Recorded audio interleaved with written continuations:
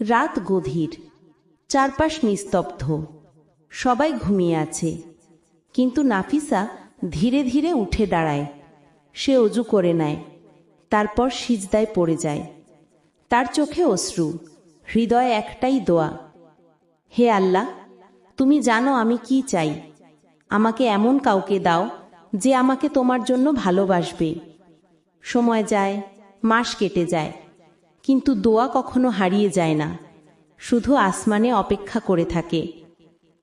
একদিন ইমামের স্ত্রী নাফিসার বাড়িতে আসলেন।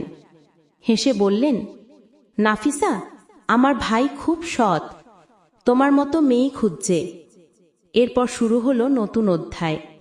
নিকাহ হলো, নতুন জীবন শুরু হলো।